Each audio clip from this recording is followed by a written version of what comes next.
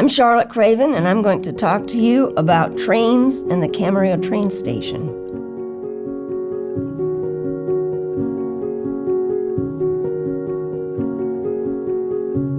The first railroad to Ventura County ran from Saugus and on through the Santa Clara Valley to Ventura, finished in 1887. However, the American Sugar Beet Company built a factory and refinery in the Oxnard area in 1898, and in 1899, Adolfo Camarillo donated the right-of-way for a railroad line to be built along the western edge of his property. Part of that line would extend from Satacoy to Montalvo to Camarillo and Somas, where it ended until tunnels were carved through the Santa Susana Mountains, which opened up the new coastal route to Los Angeles. Wallace Weston Brown, the Southern Pacific telegraph operator, notes in his diary of July 1901 that he watched a railroad camp move into Camarillo near the quarry at Old Boney Mountain for work to connect Oxnard, Camarillo, and Chatsworth between Los Angeles and San Francisco. He writes of 2,000 laborers, mostly Chinese, being brought from Kansas to Chatsworth to work between there and Somas, and then from Santa Barbara north. His office was in a boxcar close to town. He explains that he distributed between $50,000 and $150,000 to railroad employees when the pay car arrived. At the time, oil was being hauled from a few wells at the foot of the Conejo Grade to rail cars for shipment from Camarillo to Ventura. The book continues. John Sebastian, who had moved his mercantile store from Springville to the depot area in Camarillo, had a branch at the quarry for railroad workers. No liquor was sold or handled at the camp, nor were there any religious gatherings permitted, for reasons not explained. The coastal route was completed on March 20th, 1906. The proposed name of Calleguas was soundly rejected by Southern Pacific because of pronunciation difficulty.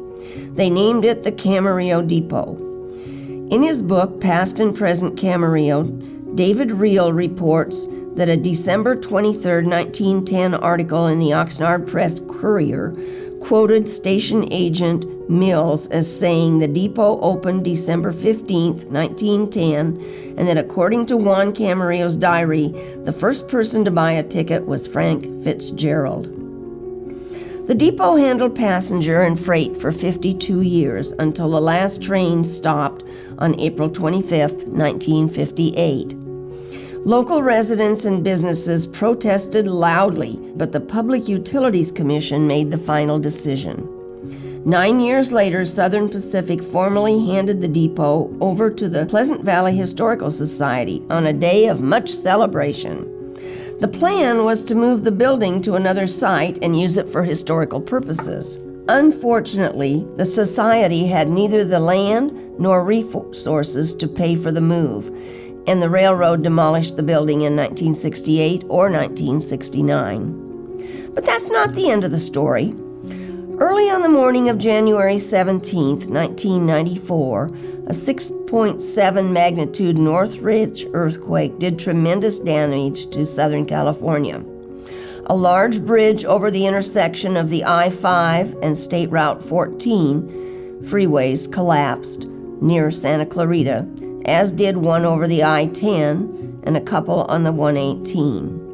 In all, 6 bridges failed, and 4 others were so badly damaged that they had to be replaced. The U.S. Department of Transportation's Federal Highway Administration sent a team out to assess the situation. Part of the U.S. DOT's team inspected bridges, while other members of the team looked at possible new railroad stops to handle commuters. Millions of people depended on freeways to get to work, but with 4 major freeways closed in critical places and with detours on surface streets not available as alternates at some locations, they wanted to find out if adding rail options would alleviate some of the commuter traffic problems. They also recognized that the 101 freeway was extremely important as the only alternative for truck traffic between San Francisco and Los Angeles, with the railroad along the route providing additional backup.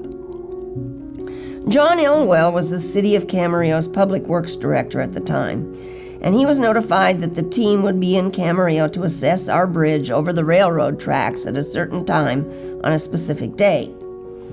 The purpose was to make sure that the old bridge would not crumble and interfere with rail traffic. John was ready. He was an interesting man. He strongly believed in 6 degrees of separation and immediately started asking questions when he'd meet someone new. This time, however, I noted that he didn't ask any questions.